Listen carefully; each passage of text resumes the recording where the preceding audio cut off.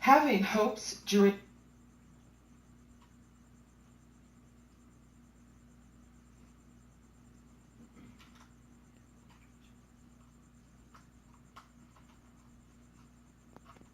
and aspirations is important in life.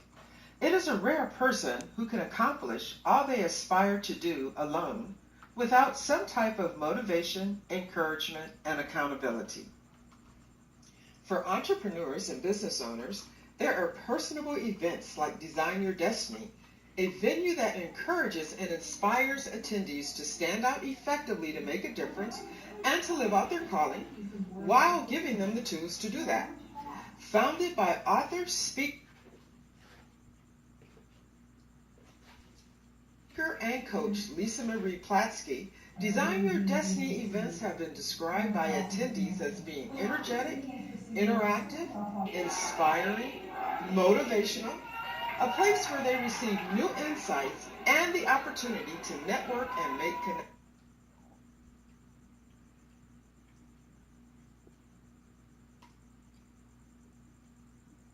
connections. Silver Sage spent a day at the event where we interviewed 3 remarkable women who shared their personal stories of overcoming odds and what attending Design Your Destiny has done for them in facing fears, overcoming obstacles, and forging ahead to success. Though born with a heart defect, which required her to have open heart surgery at the age of 10, Naomi made a goal to join her husband on a trek to climb Mount Kilimanjaro, the highest mountain in Africa. Amanda shares her story of having to reinvent herself after the death of her only child.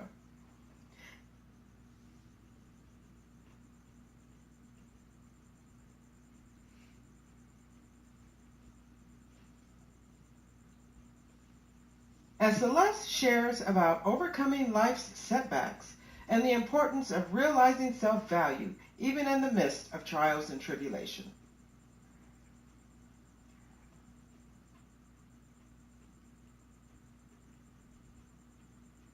That trip to Mount Kilimanjaro is not 1, not 2, it's 8 days long. And it's all outdoors, sleeping in tents, carrying at least 22 pounds on your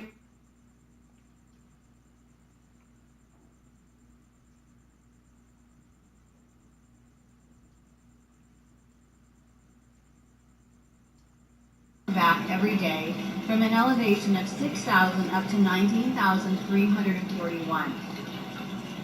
So I really wanted to accompany him. It sounded so big.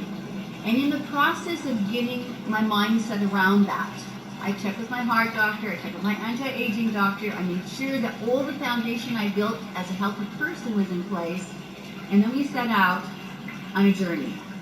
Now first I met with Lisa Marie. And I told her what my plans were, and she said, let's see your calendar. And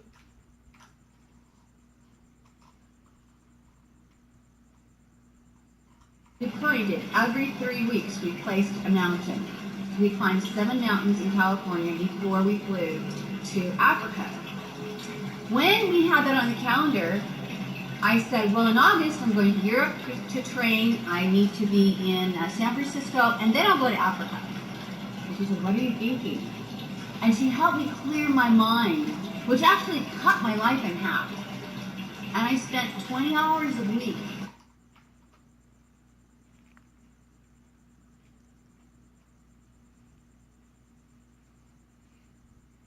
getting ready to go climb that mountain. What did it mean? I had to use every resource that I had. I had to train and train and train and train.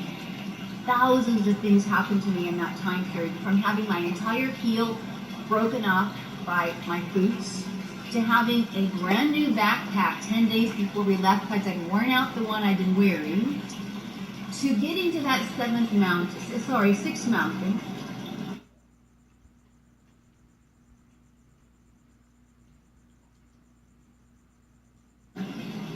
From getting to that 6th mountain and actually putting a backpack on that weighed 30 pounds and summiting to 11,000 feet and down. And the 7th mountain was a 3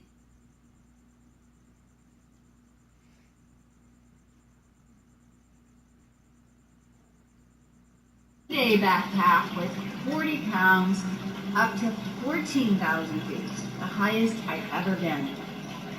Each and every mountain had a lesson, and what I learned that without the resources of the store, the doctors, the husband, without the literal training plan in writing, so that when I came off the first hike, it took me 8 days to recover. But by the 7th mountain, I was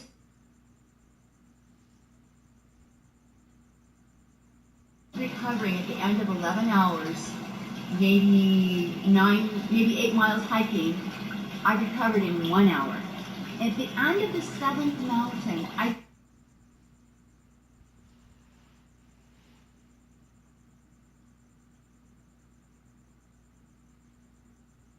started to believe that maybe I could actually summit Mount Kilimanjaro. Now, why is that such a big question? Only 60% of those who attempt it actually get there, to the highest point. I'm not about 60%. When I made that plan on purpose and I set my priorities and I realigned my entire life around that goal, and I focused on the idea of getting to the top of that mountain,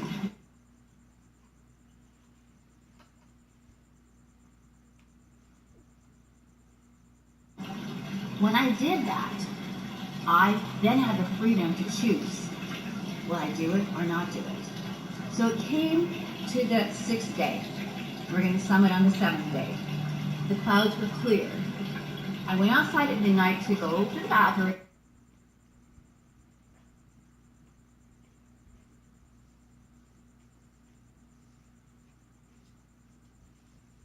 And it was pitch black. There was no lights anywhere. It looked like I was on the edge of the world. And up in the sky, there was trillions and trillions and trillions of stars.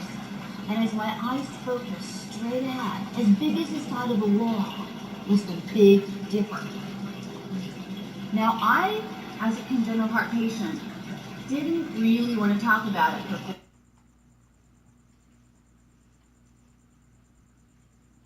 40 years. Only recently did I make an agreement with Mending Kids. And Mending Kids saves children's lives. They're located in Burbank, California, and they do heart surgery for children who need it. Now, Mount Kilimanjaro is in Tanzania.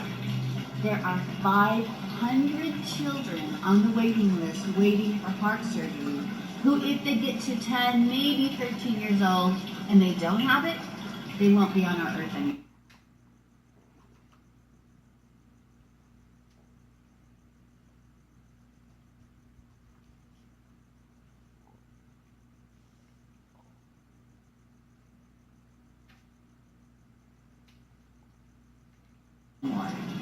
So I climbed that mountain. My little phrase was, mending 100 hearts, climb to the stars to save little hearts. On that night, when I saw the Big Dipper, I realized even if I never took another step, I had reached my goal to the stars. As it would be, it snowed. And the next 2 days, every night the mountain was covered in clouds. So even at the summit, the chance of seeing the sun was very diminished. So I met my goal of climbing to the stars, and on the day of the summit, I realized that all that had passed before me was like almost darkness. And the message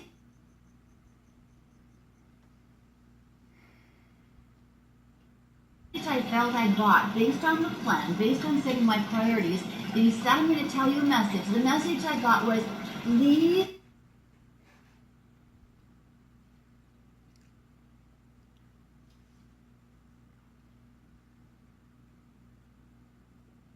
darkness behind and walk into my light. I'm 61. I'm the healthiest adult congenital heart patient in the United States, and I've just proved it. Because climbing to 19,341 feet is a huge accomplishment, and everyone in my group did it, 100%, except that wasn't high enough for me. I stepped on a rock. And from that rock, I jumped and tightened my feet up higher, 1 foot, and then back to the ground. Because I want to live a limitless life. I don't want to be stopped by anything that has to stop me. So I teach a program called the Great Heart Shift.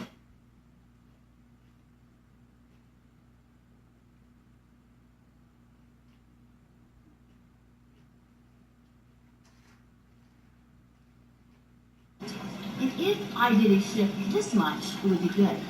Now, my shift was from here all the way to here because I had a mentor. I had a person next to me. I had a person consulting me and focusing me and asking me powerful questions. But each and every one of us can make a shift.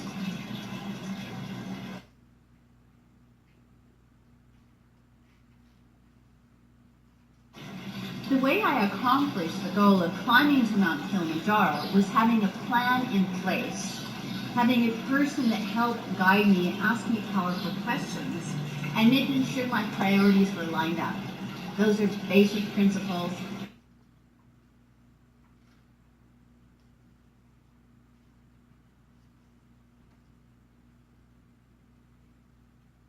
I recommend them to everyone.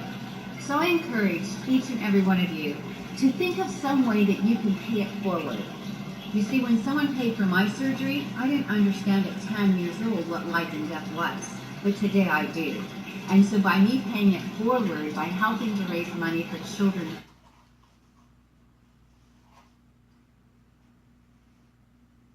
who need heart surgery, I can then bless myself and bless someone else. And that causes my heart to be more open to anything else that I need to change. It could be letting go of a piece of food that's not serving me. It could be thinking outside the box every time I speak.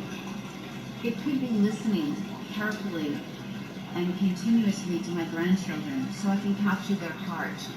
There's so many things we can do to make a difference in that.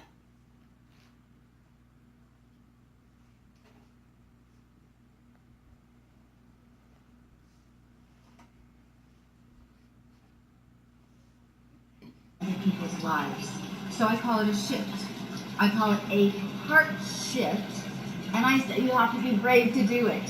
So get your brave on, decide what it is, get a partner, make a plan, track it, and enjoy the results. The celebration is the best. The gratitude of having said you were going to do it and do it. Be a woman or a man who says, I'm doing it and do it.